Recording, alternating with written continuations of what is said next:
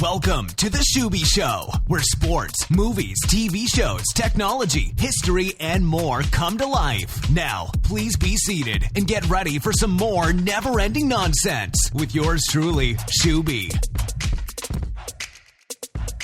This is the Schuby Show with yours truly, Carson Schubert. And today it is the first episode of the Schuby Show here on a Tuesday. I'm recording this and should be out for you on Wednesday, I believe, sometime. Also, maybe doing another show later this week here for the Schuby Show. But two things I want to focus on today, and it's sports, unfortunately, for you, those of you that came looking for something else today. I will be talking about NFL free agency recap and the NCAA tournament. Those are the two things I want to hit on today. And I probably didn't mention this in the introduction, but our shows are going to be about once or twice a week. We might the shows will be no longer than 45 minutes total. If we only do one show a week, they might be a little longer, but usually they will be a half hour to 45 minutes. And today I'm planning on making it 35 minutes or less. So if I go over that, then you can blame me. Anyways, first of all, NFL free agency is just about a week in. On Thursday, it'll be a week since it started. Of course, the illegal tampering period has begun already before that, a couple of days before that. And there's some big deals that have been going on. There really has been. One of the bigger deals, or one of the bigger deals was Brock Osweiler getting traded from the Texans. And it's not just a bigger deal that Houston was smart enough to actually trade him. It was that Cleveland was, your first thought was, well, Cleveland, why are you dumb enough to do this? Seriously? But they got excellent value out of this. They don't have to pay his salary at all this year of the $16 or $17 million that Brock Osweiler is scheduled to make. They don't have to pay a dime this year. It's all up to, I believe, it's all going to be on the Texans' shoulders, which they do end up saving money in the long run, but there's still a huge amount of money they just wasted on Brock Osweiler. But the Cleveland Browns, they get a second-round pick and a sixth-round pick, and I believe, see if we can find this trade here. Let's see. But anyway, the trade...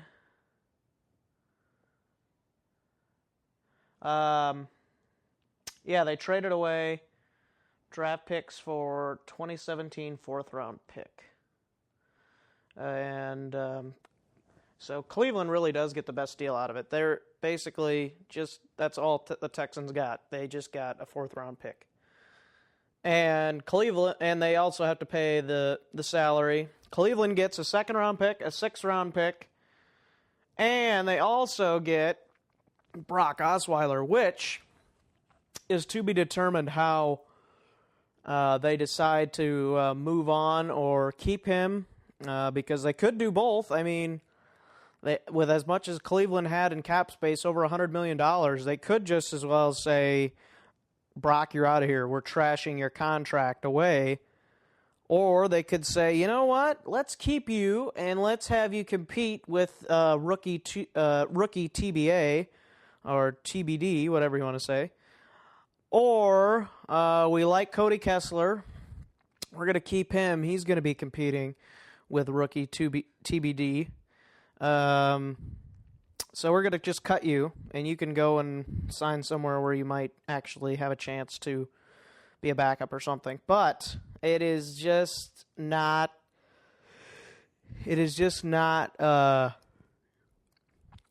fair to some people that say, well, they can't do that. They can't trade for Brock Osweiler and then cut him. Why not?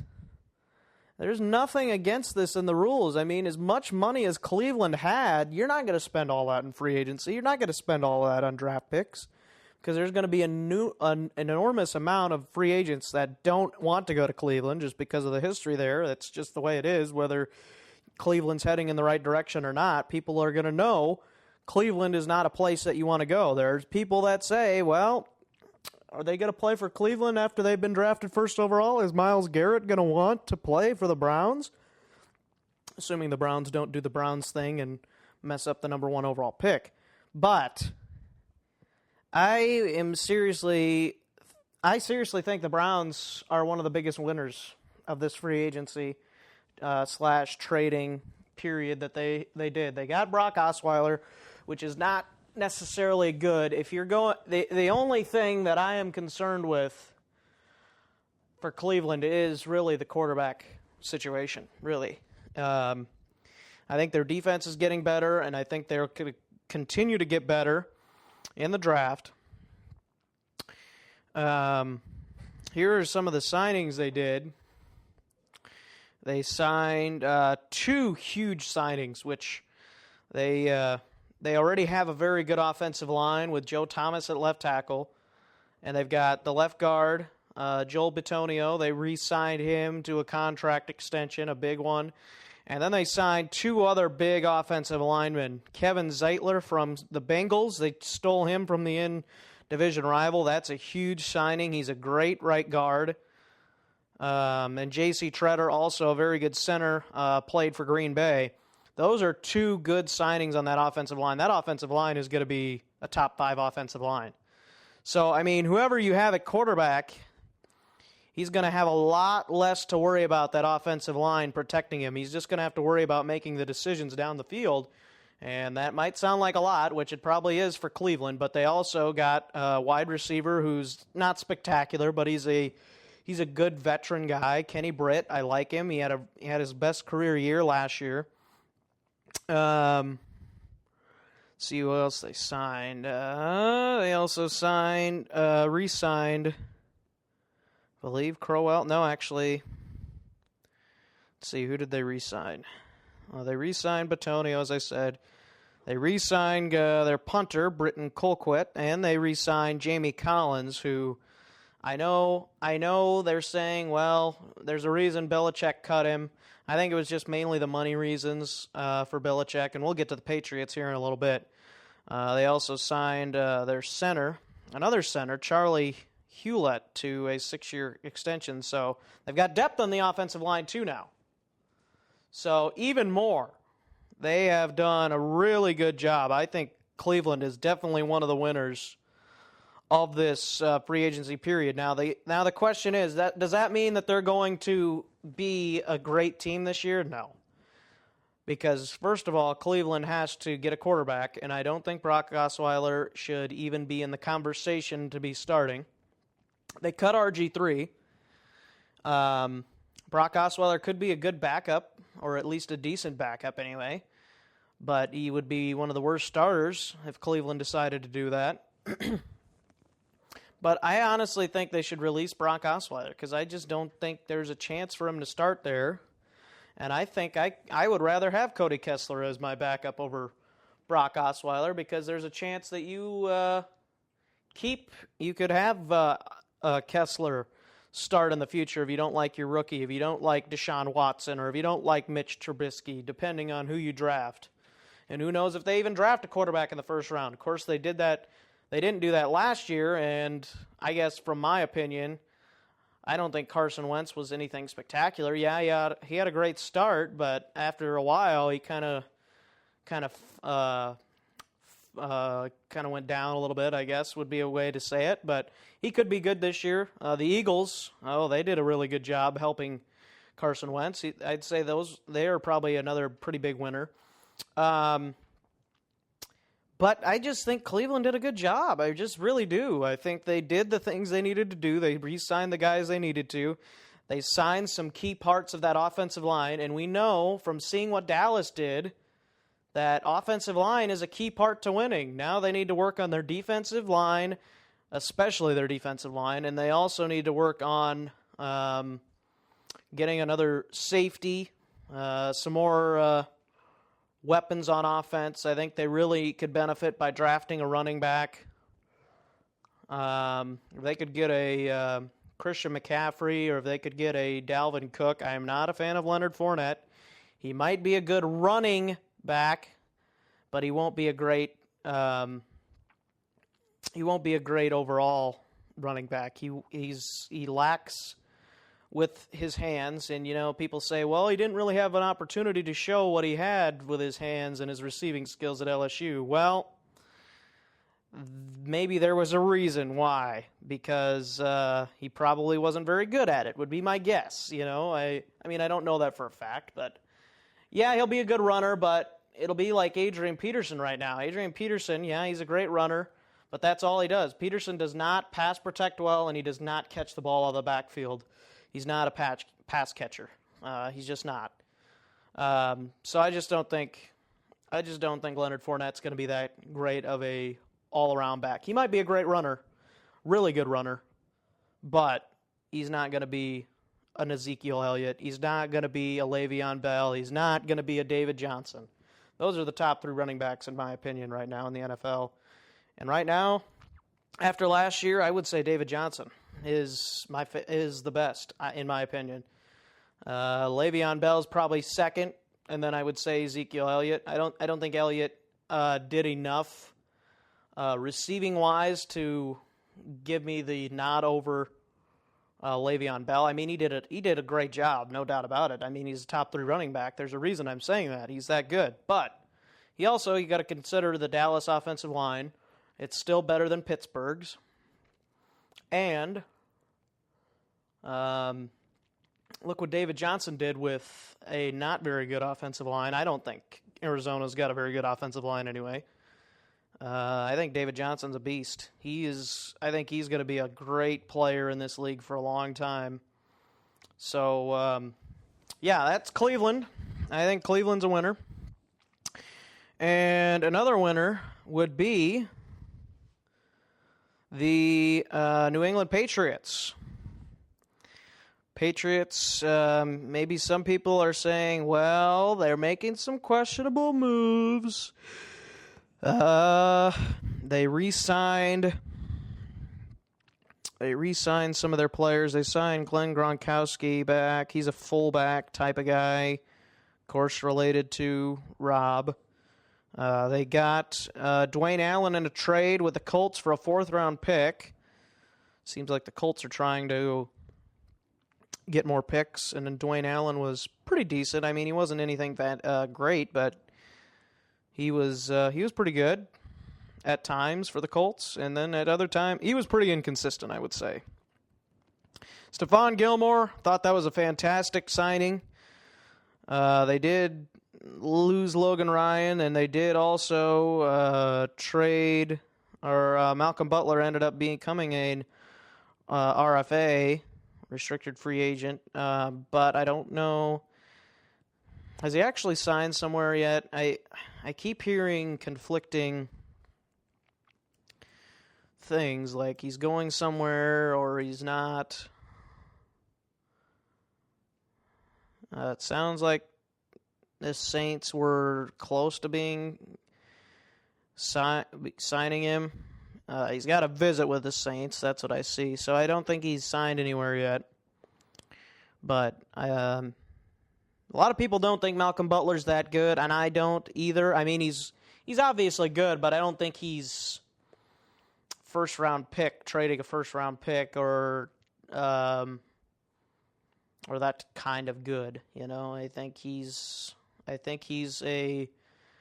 probably a very good number 2 corner and a decent to solid number 1 corner. But I think if he would come back and pair him with Stephon Gilmore, I think that'd be a great trade. And then the Brandon Cooks trade, they traded a 1st and a 3rd-round pick, I believe, to get Brandon Cooks. They also traded Coney Ealy for a 2nd-round pick. So it sounds like the Patriots are just in win-now mode for Tom Brady, which is good because Tom Brady's probably coming to to a halt here in the next few years at some point, you would think. Of course, you could never count out Tom Brady, but they really went all in, and I think they signed the guys they needed to. Maybe Brandon Cooks was too much, but now in case Gronk is hurt again throughout the year, you got Dwayne Allen as a tight end, and you got Brandon Cooks as your deep threat, like a Randy Moss type of guy like he did have.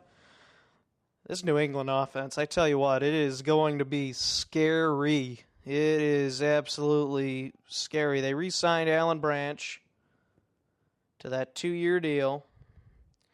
That's a defensive tackle, and they also signed some other guys as well. So I think the New England Patriots may have just won the free agency trading period here. Does that mean they're going to win another Super Bowl? Maybe, maybe not. If you're talking on paper, I think they're definitely in the Super Bowl for next year. Because you got Tom Brady, you got a really good wide receiver, and I thought Brandon Cooks maybe was underrated at his time in New Orleans. Maybe Drew Brees made him better, but he is super fast. There's no doubt about that, and I think he's got good hands too. He also signed Lawrence Guy, another defensive kind of a player that's kind of a depth guy type of a thing. So, yeah, I think New England has been one of the winners. And the Eagles also, if I can find the Eagles here quickly. The Philadelphia Eagles signed Nick Foles. I like him over Chase Daniel as a backup. I was kind of actually hoping the Vikings would get him to back up Sam Bradford with the questionable signings of the unquestioned health or the questioned health of Teddy Bridgewater, if I can talk right today. Signed Torrey Smith on a very low risk deal. It was like $500,000 guaranteed, I believe, for Torrey Smith on a 3-year contract. It was valued up to $21 million, but it's only like $500,000 guaranteed. Great contract. They signed Chance Warmack to a 1-year contract. Very low risk. And they signed Alshon Jeffrey to a 1-year contract. Jalen Watkins, a safety, but I really like it. I really like some of these guys. They're kind of helping Wentz to get some of these weapons around him. I still think they probably could use one other weapon yet, potentially. But I really do like what the Eagles are doing to try and help Wentz. Now a lot of it's going to be up to Wentz to see whether the Eagles can go further or not. So those of you wondering what I think about the Vikings moves so far, they also just signed former Packer first-rounder Dayton Jones to a $3.75 million deal with incentives that could make it up to $5 million. So they've signed Dayton Jones, and mostly a defensive end, but I could also see the Vikings putting him in at defensive tackle at a time or two. But this is a great signing because this also means that you could trade Brian Robinson possibly for a pick who's scheduled to make $6 or more million a year. I can't remember what the contract is on him, but he's scheduled to make quite a bit. And you also have the possibility of Robinson retiring after this year because this is the final year of his contract.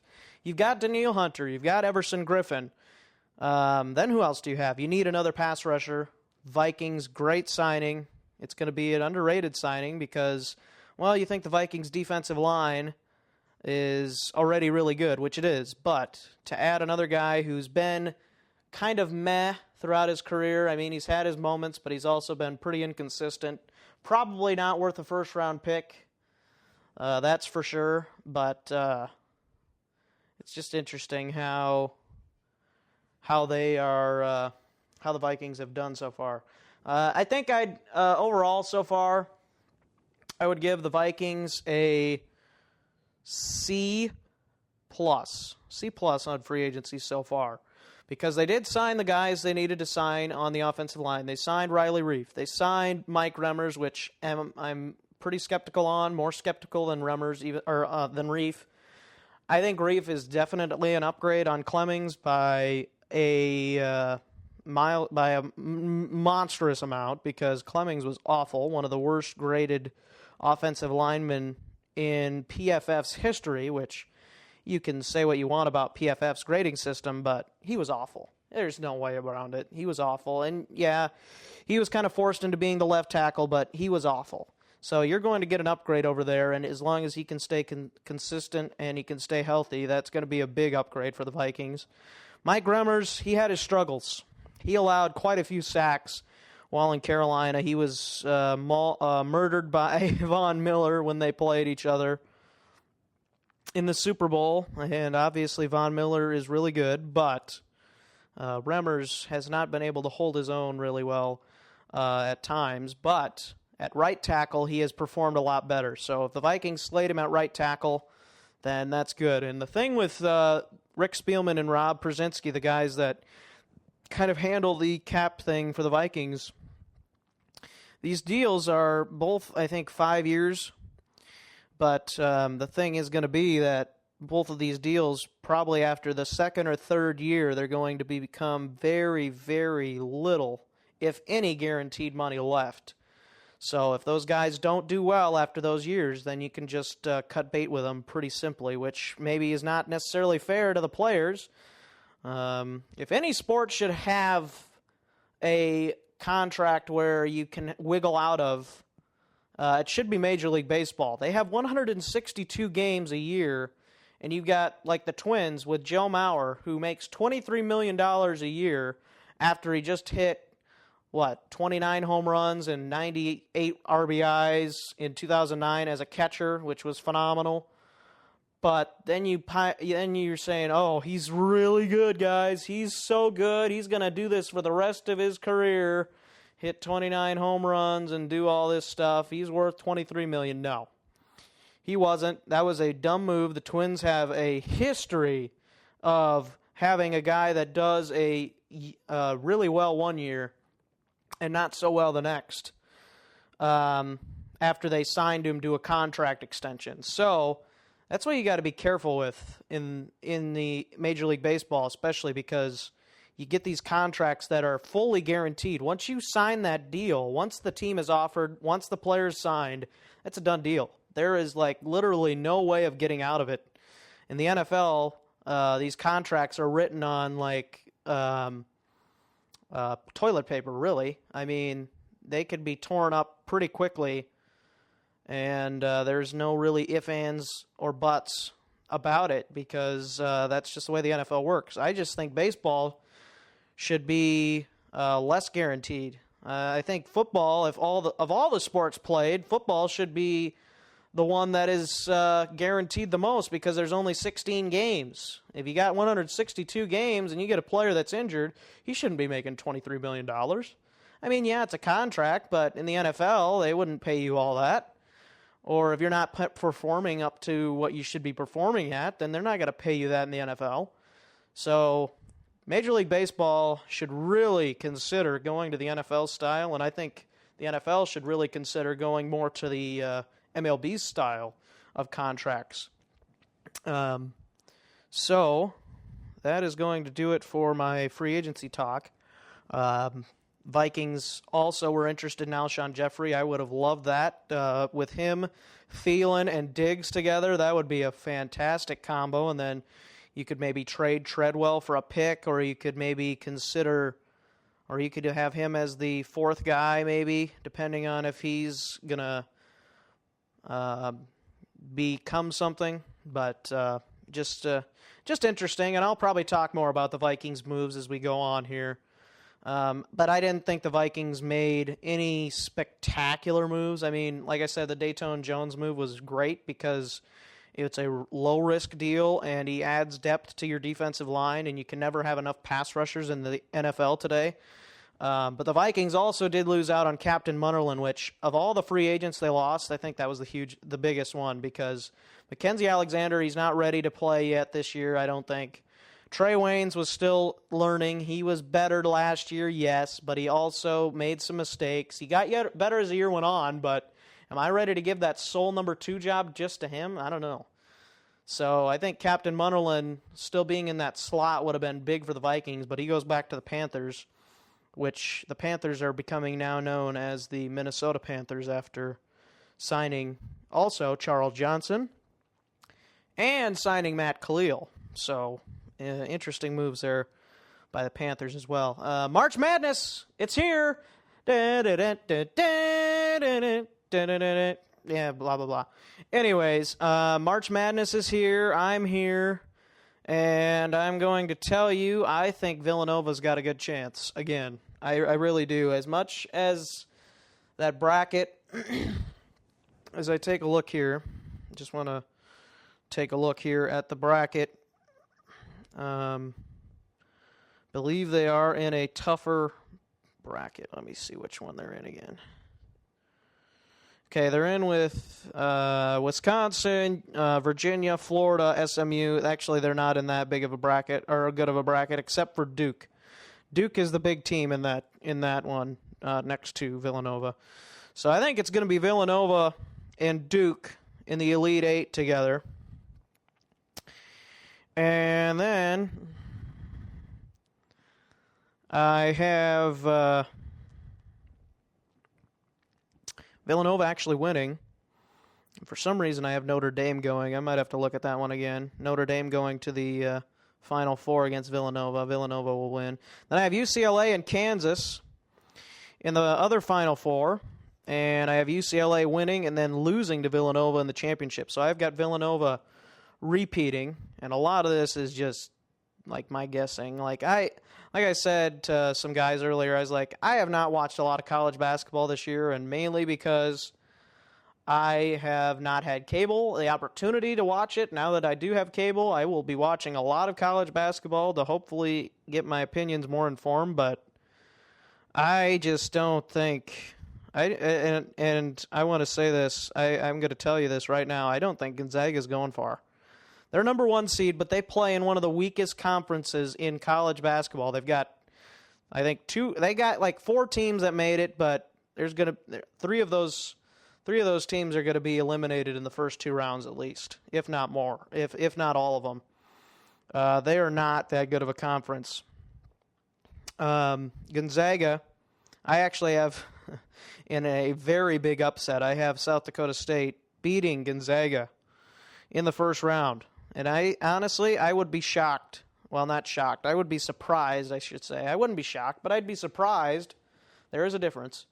I would be surprised if Gonzaga got to the Sweet 16. I would, because they are not that good of a team. When they beat Iowa State earlier this year, Iowa State was not playing well at all.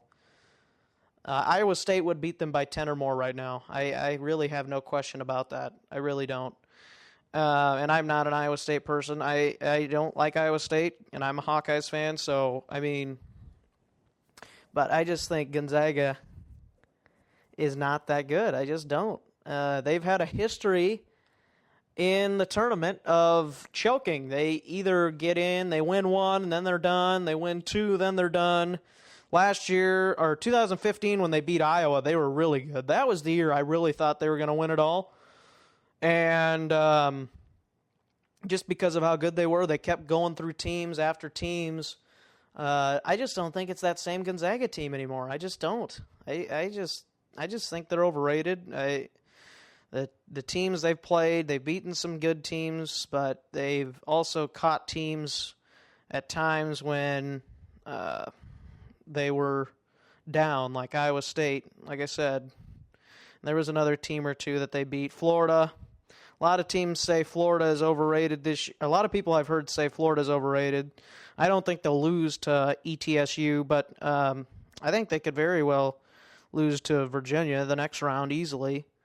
And then I would say I've got Wisconsin beating Virginia Tech, but I don't have them going past Villanova. I think that's a big stretch that Wisconsin would beat Villanova. But you never know. Wisconsin seems to have runs in the tournament like on others sometimes. So that is about it, I guess. I've got Kentucky. For you Kentucky people, I've got Kentucky losing to Wichita State in the round of 32. You're probably all looking at me like, what the heck are you talking about? Yeah, I know.